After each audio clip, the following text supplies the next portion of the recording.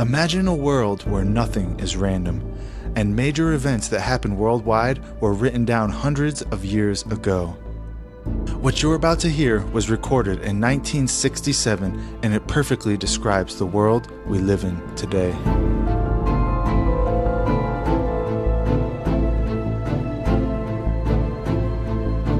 What was the secret?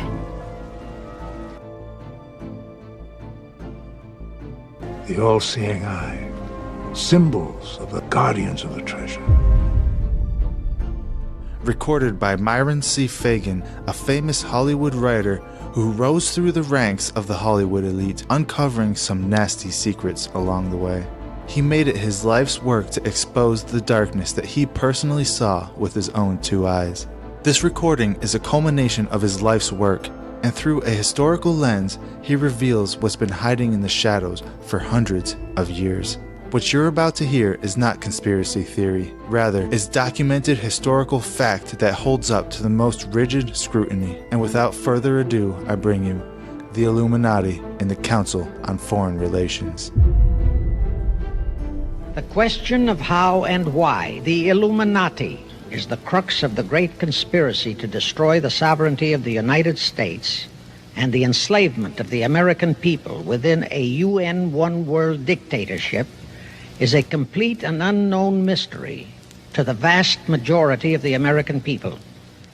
The reason for this unawareness of the frightening danger to our country and to the entire free world is simple. The masterminds behind this great conspiracy have absolute control of all of our mass communications media, especially television, the radio, the press, and Hollywood. Do you have any people being paid by the CIA who are contributing to a major circulation American journal? We do have people who submit pieces to two American journals. Do you have any people paid by the CIA who are working for television networks? This, I think, gets into the kind of getting into the details, Mr. Chairman, that I'd like to get into in executive session. Do you have any people being paid by the CIA who are contributing to the national news services, AP and UPI? Well, again, I think we're getting into the kind of detail, Mr. Chairman, that I'd prefer to handle in executive session. We all know that our State Department, the Pentagon, and the White House have brazenly proclaimed that they have the right and the power to manage the news, to tell us not the truth, but what they want us to believe. They have seized that power on orders from their masters of the great conspiracy. And the objective is to brainwash the people into accepting the phony peace bait to transform the United States into an enslaved unit of the United Nations one world government.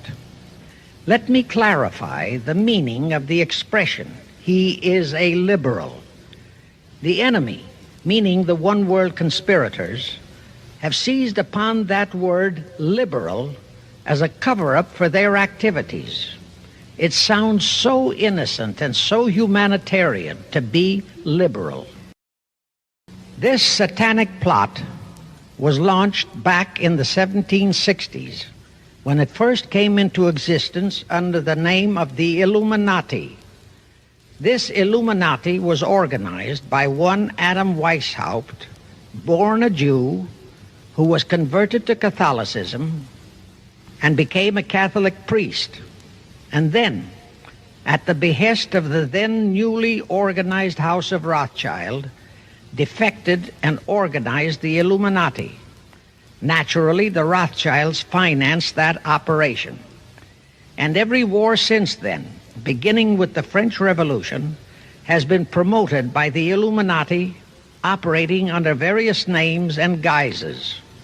I say under various names and guises because after the Illuminati was exposed and became too notorious, Weishaupt and his co-conspirators began to operate under various other names. In the United States, immediately after World War I, they set up what they called the Council on Foreign Relations, commonly referred to as the CFR. And this CFR is actually the Illuminati in the United States. Perhaps the most vital directive in Weishaupt's plan was to obtain absolute control of the press, at that time the only mass communications media, to distribute information to the public, so that all news and information could be slanted, so that the masses could be convinced that a one-world government is the only solution to our many and varied problems. Now do you know who owns and controls our mass communications media? I'll tell you, practically all the movie lots in Hollywood is owned by the Lehmans, Kuhn Loeb and Company, Goldman Sachs, and other internationalist bankers. All the national radio and TV channels in the nation are owned and controlled by those same internationalist bankers. The same is true of every chain of metropolitan newspapers and magazines, also of the press wire services, such as Associated Press, United Press International, etc. The supposed heads of all those media are merely the fronts for the internationalist bankers, who in turn compose the hierarchy of the CFR, today's Illuminati in America. Now can you understand why the Pentagon's press agent Sylvester so brazenly proclaimed that the government has the right to lie to the people? What he really meant was that our CFR-controlled government had the power to lie to and be believed by the brainwashed American people. And let's again go back to the first days of the Illuminati. In 1785, the Bavarian government outlawed the Illuminati and closed the lodges of the Grand Orient. In 1786, they published all the details of the conspiracy. The English title of that publication is The Original Writings of the Order and Sect of the Illuminati. Copies of the entire conspiracy were sent to all the heads of church and state in Europe. But the power of the Illuminati, which was actually the power of the Rothschilds, was so great that this warning was ignored. Nevertheless, Illuminati became a dirty word, and it went underground. At the same time, Weishaupt ordered Illuminists to infiltrate into the lodges of Blue Masonry and form their own secret societies within all secret societies.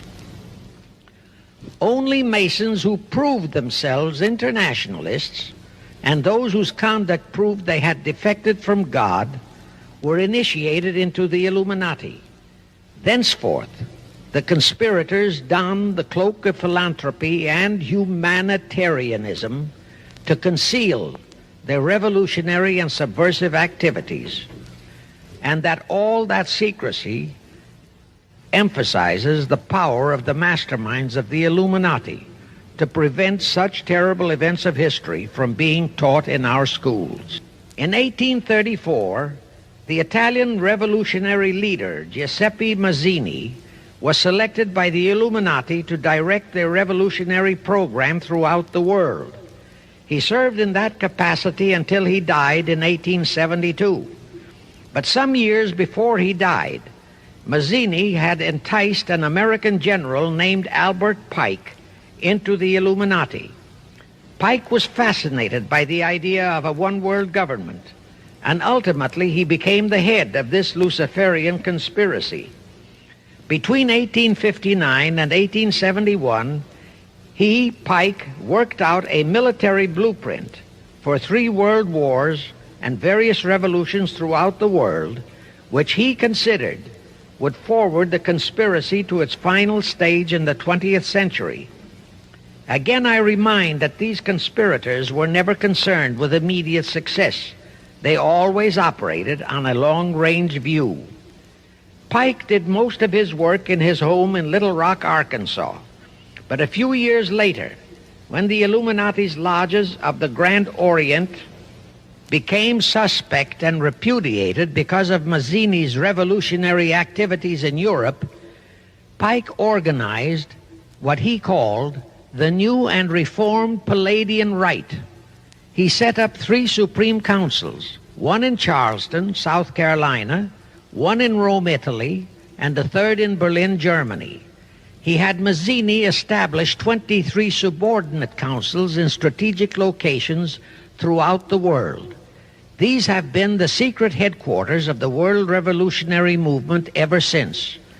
Long before Marconi invented radio, the scientists in the Illuminati had found the means for Pike and the heads of his councils to communicate secretly.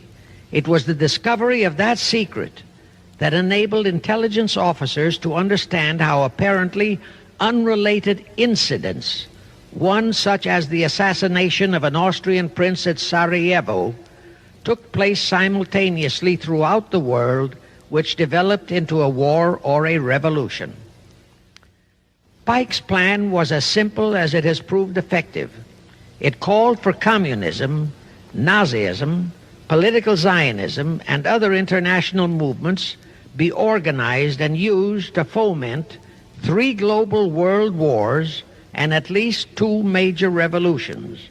The First World War was to be fought so as to enable the Illuminati to destroy Tsarism in Russia, as vowed by Rothschild after the Tsar had torpedoed his scheme at the Congress in Vienna, and to transform Russia into a stronghold of atheistic communism.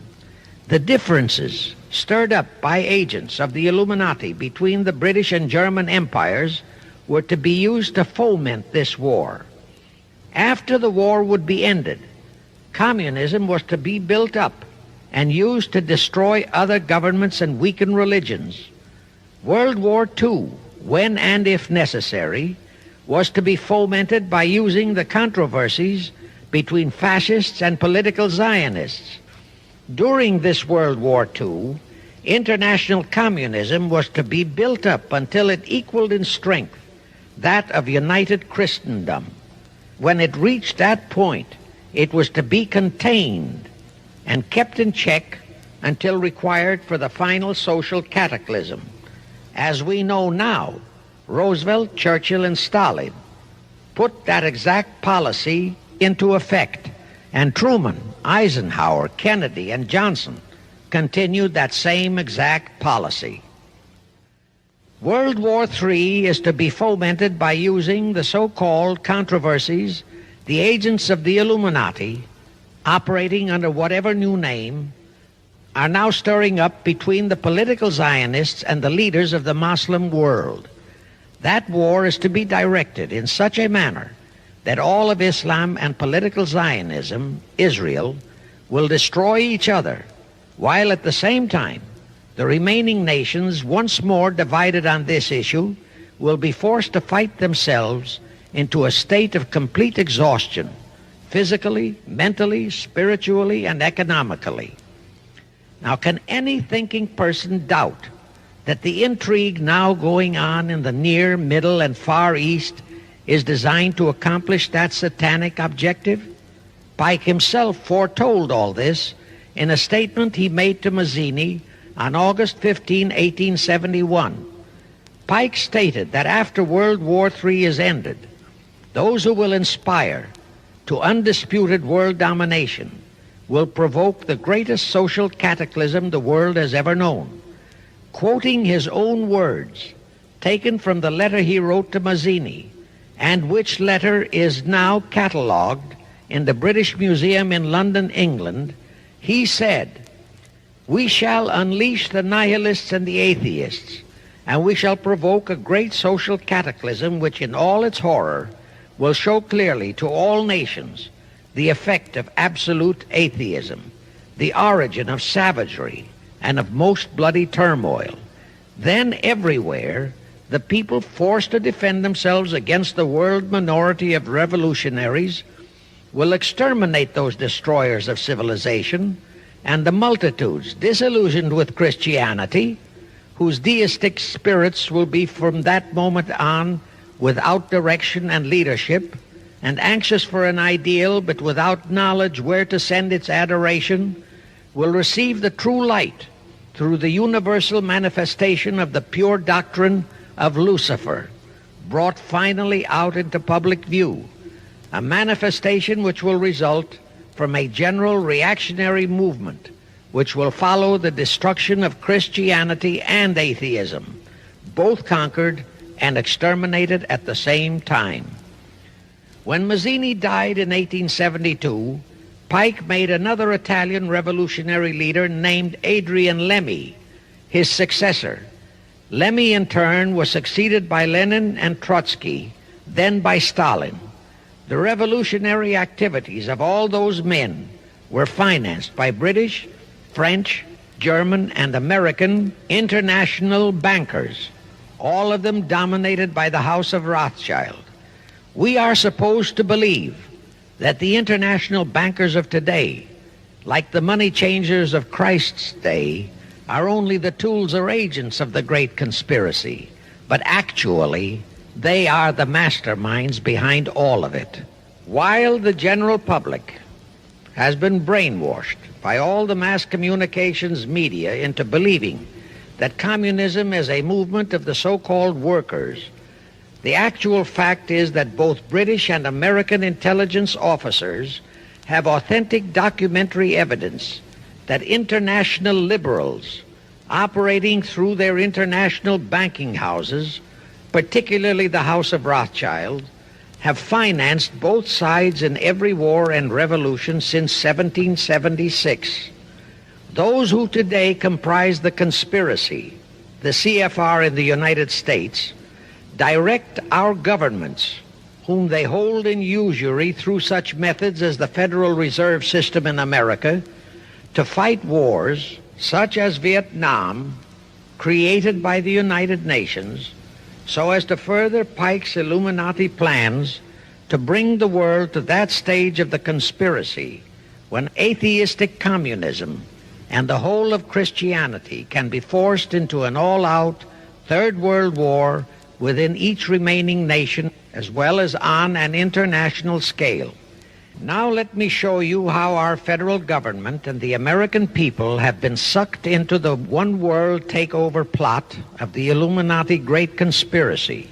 And always bear in mind that the United Nations was created to become the housing for that one-world so-called liberal conspiracy. The real foundations of the plot for the takeover of the United States were laid during the period of our Civil War.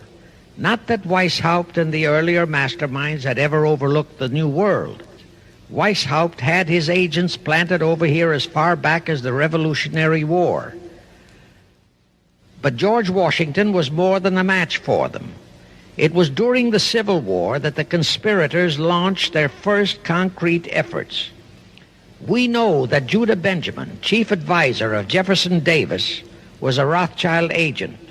We also know that there were Rothschild agents planted in Abraham Lincoln's cabinet who tried to sell him into a financial dealing with the House of Rothschild.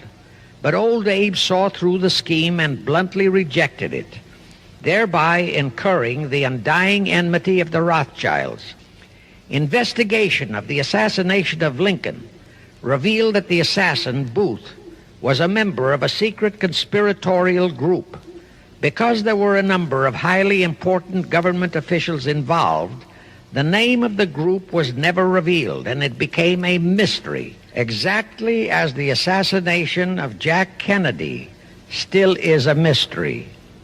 Anyway, the ending of the Civil War destroyed, temporarily, all chances of the House of Rothschild to get a clutch on our money system, such as they had acquired in Britain and other nations in Europe.